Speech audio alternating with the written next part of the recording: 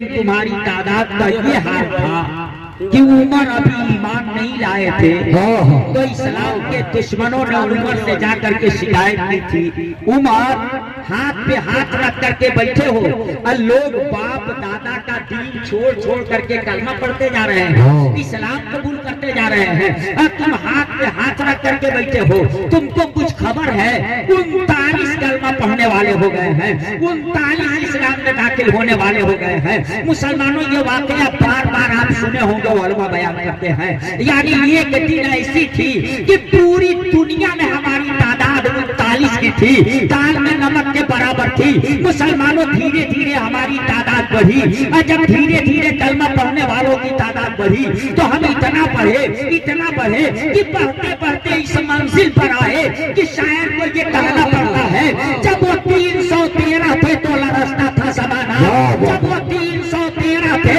तो लरसता था ज़माना, और आज हम करोड़ों हैं तो करते हैं गुलामी।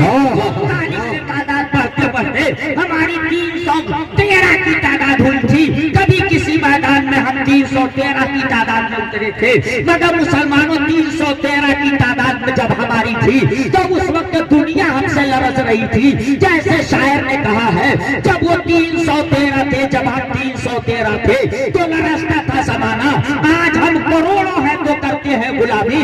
मुसलमानों, 313 हो करके कामयाब थे, मगर आज 150 करोड़ हो करके हम नाकाम है। आखिर इसकी वजह क्या है? कुछ दिन और बढ़ा तो हमारी तादाद कुछ और बढ़ी। मेरे आका जब पर्दा फरमाए तो 1 करोड़ को नहीं छोड़ा था, 2 करोड़ को नहीं छोड़ा था, 125 करोड़ को नहीं छोड़ा था, 1.25 लाख दीवानों को छोड़ा था, 1,24,000 दीवानों को छोड़ा था। मगर मुसलमानों, 1,24,000 हो करके जिधर गए थे कामयाबी पढ़ करके उनकी कदम चूमती नजर आई थी, जिधर गए थे कामयाबियों का परचम लहराते नजर आए थे। तारीख पढ़ लो, जब उनकी तादाद 1.25 लाख की थी तो कभी रूम फतेह करते थे, कभी शाम फतेह करते थे, कभी यमन में अपनी कामयाबी का झंडा गाड़ा था। जिस जगह गए थे वहाँ कामयाबियों का परचम लहराए। वो 1.25 लाख हो करके इतना बड़ा बड़ा काम किए। हम 1.25 लाख नहीं, 1.5 लाख नहीं, 125 करोड़ की तादाद में नहीं, 150 करोड़ से भी ज्यादा की तादाद हो गई। मगर आज हम मुल्क क्या फतेह करेंगे, हम ईरान क्या फतेह करेंगे, हम शाम क्या फतेह करेंगे? अपनी इज्जत नहीं बचा पा रहे हैं, अपनी आबरू नहीं बचा पा रहे हैं, अपना वकार नहीं बचा पा रहे हैं, अपनी दरसगाह नहीं बचा पा रहे हैं, अपनी खानकाह नहीं बचा पा रहे हैं। मुसलमानों, कौम की इज्जत और आबरू नहीं बचा पा रहे हैं। हम और क्या कर पाएंगे? मैं सोच में पड़ गया। अक्ल कहती है कि जो काम 300 आदमी मिलकर के कर रहे हैं, उस काम को 3000 आदमी अगर करने पे आ जाए तो 300 आदमी जिस काम को 3 दिन में करेंगे, 3000 आदमी अगर वो काम करने लगे तो 3 घंटे कर देंगे कि नहीं? कर देंगे। मगर 300 लोगों का काम 3000 आदमी मिलकर के अक्ल कहती है कि 3 घंटे में कर देंगे। 3 साल में नहीं कर पा रहा। बताओ, कर पा रहे हैं? तो कभी आपने सोचा कि इतनी बड़ी कमजोरी कहां से आई? तादाद तो बहुत हो गई, 80 पर तादाद नहीं, बहुत हो गई। दौलत भी आपके पास है, ये झूठ का रोना रोते हैं। दौलत नहीं, वरना 1400 साल पीछे पलट जाता तो उनकी दौलत की यही तो हालत थी कि एक सहाबी रसूल ने आका की बारगाह में पहुंच करके अपने पैरहने मुबारक को उतार करके दिखलाया कि आका देखिए, मैं पेट पे पत्थर बांधा हूँ, यानी एक फाका किया हूँ। तो मेरे आका ने अपने पैरहने मुबारक को दिखलाया, तुम एक बांधे हो तो मैं 3 पत्थर बांधा हूँ, यानी 3 दिन से मैं फाका किया हूँ। मुसलमानों, जरा अंदाजा लगाओ, आप वाकया सुने होंगे, इससे उनकी माली पोजीशन का पता चलता है। आपने मशहूर वाकया सुना होगा, हज़रत अबू हुरैरा एक मर्तबा भूख से निठार थे, खाने को कुछ नहीं मिला था, तो उन्होंने सोचा चलो ऐसी जगह पे बैठ जाता हूँ जिधर से सिद्दीक़ अकबर का गुजर होता है, जिधर से फारूक आज़म का गुजर होता है, जिधर से उस्मान गनी का गुजर होता है, मैं वहीं चल करके बैठ रहा हूँ।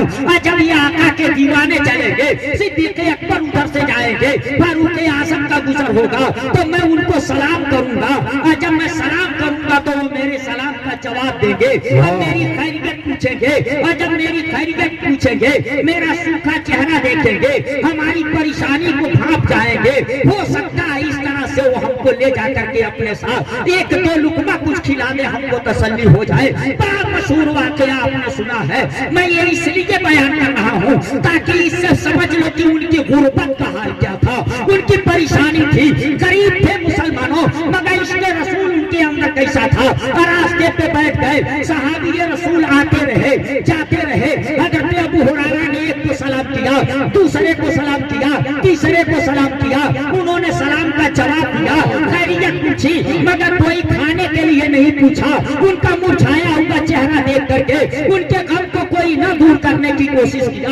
मगर जब मदीने के ताजदार उधर से गुजरे हैं, महबूबे पर्वत गुजार उधर से गुजरे हैं, जब गुजरे हैं तो अबू हुरैरा ने आका को सलाम किया था, मदीने के ताजदार को सलाम किया था। और जब आका को सलाम किया तो आका ने सलाम का जवाब दिया, और सलाम का जवाब देने के साथ साथ अबू हुरैरा को अपने साथ बुला करके ले गए। चलो अबू हुरैरा मेरे साथ। और जब अबू हुरैरा को अपने साथ लेकर के गए तो मुसलमानों मेरे आका के हुजरे के सामने वो एक चबूतरा था मुसलमानों, जिसपे असहाबे सुफ़ा रहा करते थे, उसमें असहाबे सुफ़ा की जमात बैठी हुई थी। और मेरे आका ने घर के अंदर से पता लगवाया कि कुछ है खाने पीने के लिए कि नहीं। हजरत अबू हुरैरा को भेजा, जाओ घर में मालूम करो और ले करके आओ। तो गए मालूम करने, तो पता चला एक प्याला दूध, एक प्याला दूध दे दिया गया। हजरत अबू हुरैरा का बयान है कि जब एक प्याला दूध हमको मिला ना तो हाथ में लेके चला, ये सोचता रहा ताश की लेकर के पहुंचता तो आका कहते अबू हुरैरा तुम इसको पी जाओ तो हमको तसल्ली हो जाती। अपने दिल में वो ये सोच रहे थे। मगर हजरत अबू हुरैरा का बयान है कि जब आका के पास पहुंचा तो आका ने फरमाया अबू हुरैरा लेकर के आ गए, ये सब के सब बैठे हुए हैं, एक तरफ से लोगों को पिलाना शुरू करो, एक तरफ से लोगों को पिलाना शुरू करो। हजरत अबू हुरैरा कहते हैं अब आका का हुक्म था, भूख तो मुझे लगी थी, जी तो चाह रहा था आका कहते कि सारा दूध मैं पी लूं, मगर आका ने हुक्म दिया था एक तरफ से लोगों को पिलाना शुरू करो। मैं एक तरफ से पिलाना शुरू किया, मुसलमानों आका नहीं पिए हैं, एक तरफ से मेरे आका अपने गुलामों को पिला रहे हैं। आज के आकाओं को, आज के हाकिमों को सोच लेना चाहिए, मुसलमानों मदीने के ताजदार हैं, पहले गुलामों को खिलाने का इंतजार करते हैं, बाद में अपने खाने की फिक्र करते हैं। मगर आज के हाकिमों का हाल यह है कि वो अपना जेब भरते हैं, इसकी फिक्र तक नहीं करते। मदीने के ताजदार ने कहा एक तरफ से लोगों को पिलाओ। हजरत अबू हुरैरा कहते हैं मैं सोचने लगा एक ही प्याला दूध, तादाद इतनी बड़ी है, मुझको क्या मिलेगा इसमें। एक तरफ से पिलाना शुरू करूं, एक तरफ से पिलाना शुरू किया, यही सोचता रहा, मगर एक तरफ से सबको पिला लिया, सब पी लिया। जितना प्याले में दूध था शुरू में उतना दूध लेकर के आया तो आका ने कहा अबू हुरैरा बैठ जाओ, अब तुम पी। अबू हुरैरा का बयान है कि मैं बैठ गया, पीने लगा, एक मरतबा दूध पी करके हटाया, कहा या रसूल अल्लाह मैंने पी लिया। आका ने फरमाया और पी। मैं और पिया, और जब और पी लिया हटाया, अब कहा कि मैं पी लिया तो आका ने फरमाया अबू हुरैरा और पी। मैं और पी लिया, यहाँ तक कि लास्ट में मुझको कहना पड़ा या रसूल अल्लाह अब एक कतरे भर की गुंजाइश नहीं। इतना दूध पी लिया, इतना दूध पी लिया हूं कि अब एक कतरे भर की गुंजाइश नहीं। और उसके बाद में प्याला रखा तो जो दूध बचा था आका ने प्याला उठाया और अपने मुंह से लगाया और दुनिया वालों को तालीम दे दी, हाकिम हो तो ऐसा हो, अपने गुलामों का इतना ख्याल करे। मुसलमानों आका का जूठा गुलाम खा लेता है, मगर गुलाम का जूठा आज का आका नहीं खाता है। मगर मदीने के ताजदार हैं, पहले गुलामों को पिला लिया है, प्याला वही है, सारे के सारे गुलाम लगा करके दूध पिए हैं। नोश फरमा तो गुलामों के बाद अब नबियों का इमाम वही अपने मुंह से लगाता है। बरेली के ताजेदार की नजर पड़ी उस वाक़े पर, वो बरेली के ताजेदार बरेली की धरती से पुकार उठे, क्यों जनाबे अबू हुरैरा, कैसा था वो जामे शीर, जनाबे अबू हुरैरा, कैसा था वो जामे शीर जिससे 70 साहिबों का दूध से नारे रिसालत, मखदूमे अशरफ कॉन्फ्रेंस, मसल के आला हजरत, फैजाने आला हजरत, जिंदाबाद जिंदाबाद। कीजिएगा, मैं दिखला रहा था तादाद आपकी क्या थी, उसके बाद माली पोजीशन पर दिखला रहा था। अबू हुरैरा की माली पोजीशन अच्छी होती तो वो भूख से निढाल होकर के रास्ते पे बैठे नहीं होते।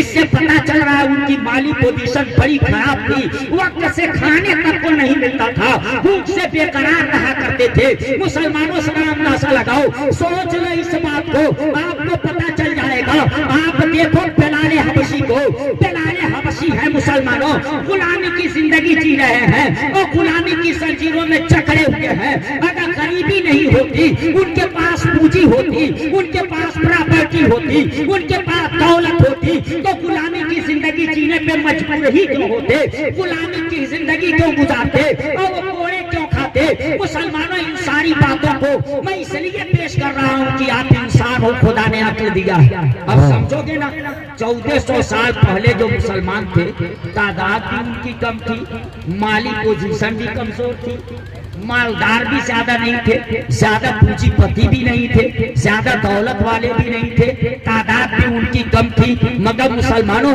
इतनी कम तादाद में होकर के, माल न होते हुए भी वो इतना कामयाब थे। और आज हमारी तादाद भी ज्यादा हो गई, हमारे पास दौलत भी है, आज हम भूखे मर भी नहीं रहे हैं। ये सारी चीजें होते हुए आज हम इतना जलील क्यों हैं? आखिर इसकी वजह क्या है? कभी आपने संजीदगी के साथ इस पे गौर किया, संजीदगी के साथ सोचा? इंसान हो, क्या क्या बातें सोच लिया करते हो, मगर इस पे क्यों नहीं गौर करते? जब तादाद बढ़ गई तो हमें कामयाब हो जाना चाहिए, कल के मुकाबले में आज ज्यादा बारकार जिंदगी गुजारनी चाहिए। मगर मुसलमानों, हम ऐसा नहीं, जैसे आज तादाद सबसे ज्यादा है, वही ये भी मानना पड़ेगा जितना आज मुसलमान जलील है, इतना जलील और रुस्वा कभी नहीं था, इतना मजबूर कभी मुसलमान था जितना आज है नहीं। नहीं, क्यों? कमी क्या? कभी आपने सोचा, गौर किया, जलसों में आकर के खोखले नारे लगा देते हो, इससे बदलाव होगा?